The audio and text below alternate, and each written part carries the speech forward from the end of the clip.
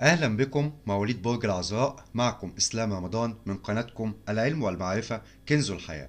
النهاردة هنتكلم على طاقة الفترة من 12 إلى 19 إبريل نيسان مع تحركات القمر في البيوت الفلكية على كافة الأصعدة، وكمان عايزين نعرف إيه اللي بيحدث مع ولادة القمر الجديد اليوم 12 إبريل.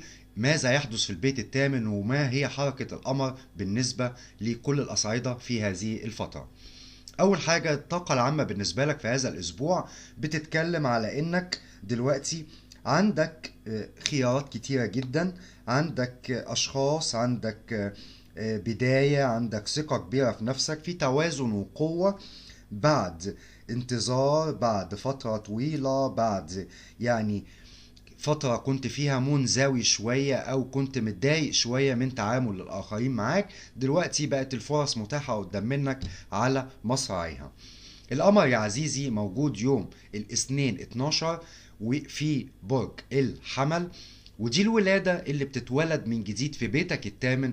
بتتكلم على بداية جديدة لمشاركات مالية أو تسديد ديون أو اقتراض أموال أو أشياء تخص الممتلكات، أشياء تخص الهبات اللي ممكن تجيلك عن طريق الأشخاص من غير أي مجهود شخصي منك، يعني كهدايا أو اقتراض لأموال. لأنك في البداية دي ممكن تعمل شيء تشترك فيه مع شخص يكون الشراكة دي هو اللي بيمولك من الأموال، وانت صاحب أو القائد للموضوع ده أو التجارة أو الشراكة اللي انت عايز تبتديها. البداية دي بتتكلم على أشياء بتبتدي جديدة تخص الميراث أو تخص الضرائب أو التأمينات أو ممتلكات الشريك العاطفي أو الزوج. بداية جديدة فيها تخلص من الخوف، بداية جديدة فيها تخلص من القلق والخسارة، بداية جديدة فيها تحول في الروحانيات بالنسبة لمواليد برج العذراء. أشياء كتيرة جدا، خصوصا اتجاه الأشياء اللي فيها غيرة وحسد وسيطرة واستغلال انت شايفهم من الآخرين ليك، في بداية جديدة بتخليك تنهي هذه الأشياء وتبتدي مع أشخاص جدد.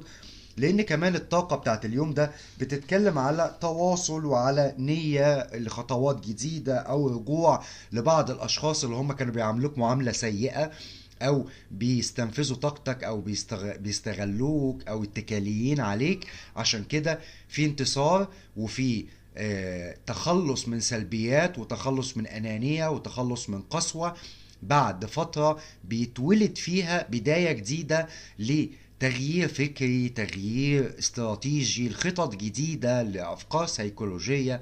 عشان كده البداية دي مهمة جدا على صعيد المشاركات المالية وعلى صعيد النجاح في التخلص من الأشخاص الحاقدين أو السيئين أو الاستغلاليين في حياة مواليد برج العذراء. بالنسبة للقمر هيتحرك يوم الثلاثاء 13 وهيدخل بيتك التاسع، وهنا بيكون في بيت الحظ العام بالنسبة لك. بتبتدي تشوف أشياء أنت ما كنتش شايفها قبل كده. زي إيه بقى؟ ده البيت التاسع، بيت الحظوظ العامة. فبيحصل دايما لما القمر أو الشمس حتى بتبقى موجودة فيه، بيحصل أو يعني لما الوقت ده بيكون وقت مفروض يكون فيه كل الحظوظ، لكن في نفس الوقت ده بيت الفوقان، بيت إعادة النظر، بيت الإدراك، الوعي، التغيير، ترك الماضي وترك الأشياء السلبية بتاعت الماضي.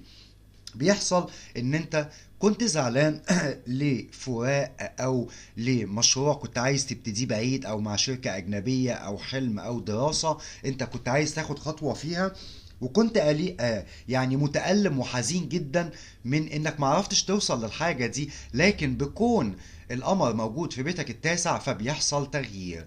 التغيير ده بيخليك تفكر تفكير جديد، بتحط امكانيات جديدة، بتحط تفاصيل جديدة، بتحط حتى خطوات جديدة عايز تغامر فيها عشان تقدر تحقق الاماكن الجديده اللي عايز توصل لها، او الامكانيات الجديده اللي عايزها تبقى تحت ايديك، او الافاق الجديده اللي انت بتحلم توصل لها. زي ايه؟ زي حلم، زي دراسه، زي سفر، زي تعامل مع شخصيات من بلاد اجنبيه، او رحلات لدول أجنبية، أو تعامل مع شركات أجنبية. الأموال معاك ممتازة وماشية في خط قوي جدا. المشاكل عندك اتجاه الاشياء اللي انت عايز توصل لها، طموح او مغامره او سفر او تحرر من اشياء سلبيه، لانك بتعيد النظر في المعتقدات وفي الافكار في الفتره دي. ابتداء من يوم 14 بيكون القمر برضو موجود في بيتك التاسع، وده بيت الحظ العام.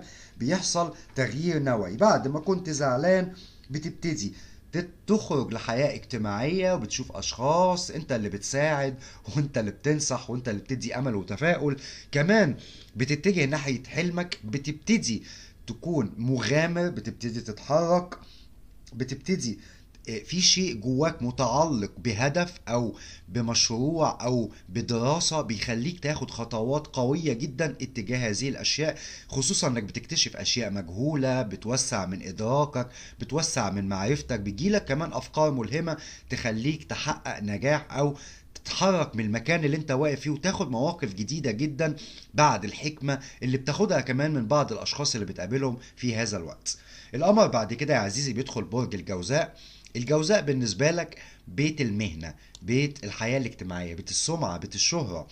طيب، برضو أول يوم اللي هو يوم الخميس 15 بيحصل انك بتكون يعني في بعض الزعل من شيء، في حد كده مثلا ممكن يكون امرأة أو شخص بيحمل الصفات الأنثوية واقف قدام حلمك، واقف قدام خططك، بيعرقل لك الأمور، في متاهة بتحصل، في أشخاص مضايقينك بيقفوا قدام منك عاملين لك مشكلات.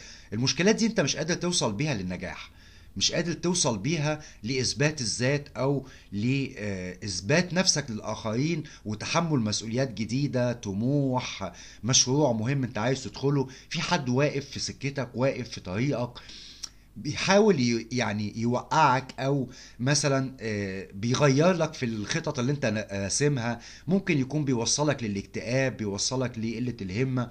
عشان كده انت بتصمم انك تنجز مهامك، وانك تحاول تحقق سمعتك او شهرتك، او بتثبت نفسك للاخرين وبتثبت نفسك لنفسك كمان، لانك عايز موقع قيادة، عايز موقع قوة، عايز مركز عالي او منصب انت بتسعى ليه. ابتداء من يوم الجمعة 16 بتتحول الدفة لشيء مهم جدا. ايه هو بقى؟ بيحصل لك نقلة فكرية اتجاه التعامل مع امورك على صعيد الحياة المهنية وحياتك الاجتماعية.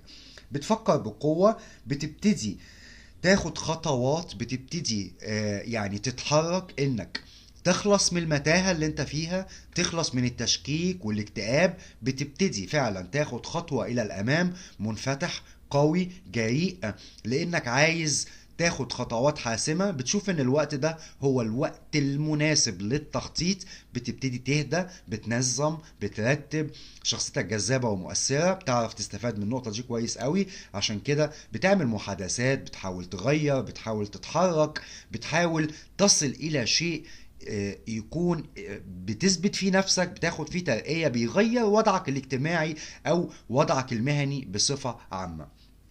بيتحرك القمر، بيكون يوم السبت 17 ايضا موجود في بيتك العاشر يوم 17، وهنا بيكون عندك تغيير نوعي. التغيير ده بيكون باتجاه نجاح، لوصول لشيء، بيحصل فيه توازن نفسي، بتقدر تتوصل لشيء وبتشيل حواجز وعراقيل كانت واقفة قدام منك على صعيد حياتك المهنية وحياتك الاجتماعية.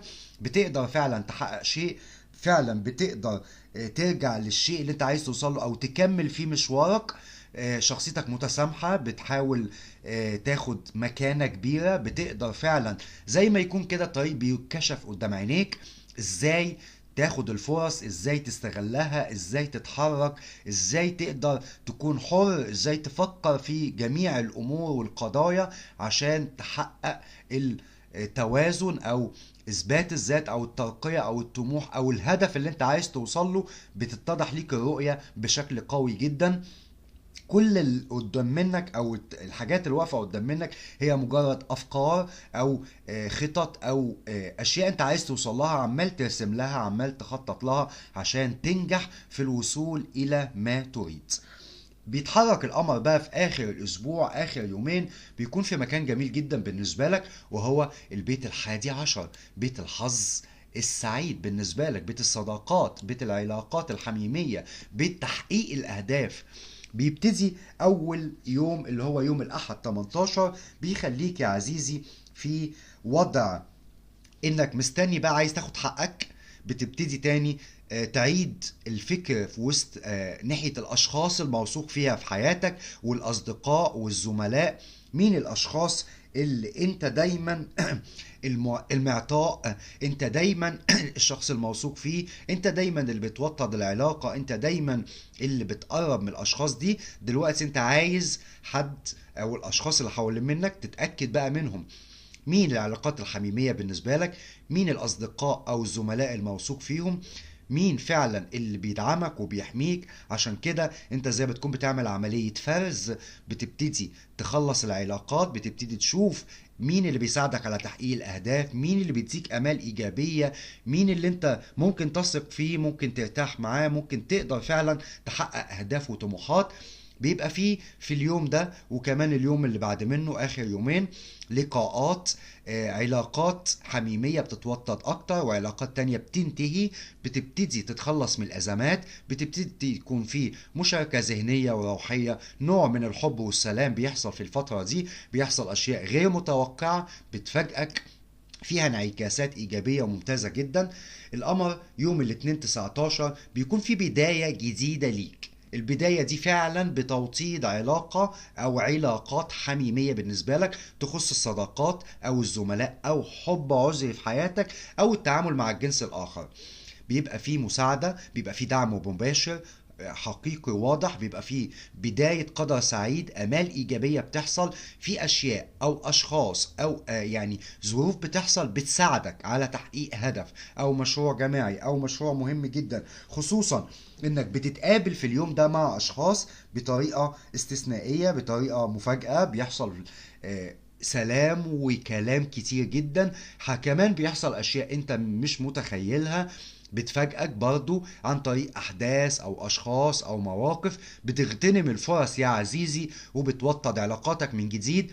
بتبتدي فعلا ترسم خريطة جديدة للناس الموثوق فيها في حياتك، سواء كانوا أصدقاء أو زملاء أو حب فعلا حقيقي. بتغامر، بتنتهز الفرص، بتميل ناحية الحميمية وتحقيق الأهداف والثقة بالنفس العالية، لأنك محتاج دلوقتي الناس اللي بيقدموا لك الدعم والحماية وبيساعدوك على تحقيق أهداف سواء خاصة بيك أنت أو مشتركة بينهم، لأنك بتتخلص تماما وبتفكر انك تنهي الصراعات بين الناس المستغلة، بين الناس اللي بتحقد عليك او بتسيطر عليك او بترجعك لورا او بتكون معاك اتجاه شهواتهم او مكاسبهم المادية، مش اتجاه مشاعرهم من ناحيتك او تعاملهم معاك. فخيارات جديدة مفتوحة في الأسبوع ده، وده بيكون شيء ممتاز وشيء قوي جدا إنك تتحرك بقى يا عزيزي وتشوف ايه هو الاشياء اللي انت عايز تغيرها اتجاه الماضي، وتكون يعني ماشي فيها في الفترة الحالية في اتجاه الحاضر، وكمان ترسمها او ترسمها في التخطيط للمستقبل في الفترة القادمة. لانك عندك ثقة بالنفس عالية جدا، عندك توازن، عندك قوة، عندك اشخاص عايزين يقربوا منك ويساعدوك، عندك خيارات كتيرة ومتنوعة في التحرك اتجاه يعني تحقيق هدف او تخلص من اشخاص وتوطيد علاقة مع اشخاص اخرى. لان الموضوع المهني والاموال والعلاقات هو الشغل الشاغل ليك في هذه الفترة، في انك تصلحها وتبتدي تاخد خطوات حاسمة وجديدة عشان تمشي على طريق تحقيق الاهداف والتخلص من الازمات والصدمات. والاشخاص الحميميين بالنسبة لك والاصدقاء او الزملاء الموثوق فيها، عشان تقدر تتحكم في حياتك وتعرف مين الناس المساعدة ومين الناس اللي واقفة ضدك أو بتوقعك أو بتكون هي يعني سلبية في حياتك أنت عايز تتخلص منها تماما. وزي ما بقول لكم، واستفتي قلبك ولو أفتاك الناس وأفتوك. وكما قال الله سبحانه وتعالى: الظانين بالله ظن السوء عليهم دائرة السوء، وأنا عند ظن عبدي بي فليظن بي ما شاء، إن خيرا فخير وإن شرا فشر. وكما قال أيضا: إن الله لا يغير ما بقوم حتى يغيروا ما بأنفسهم، لأن التغيير دائما يا عزيزي يبدأ من الداخل وليس الخارج. أتمنى لكم التوفيق والنجاح والسعادة دائما، والسلام عليكم ورحمة الله وبركاته.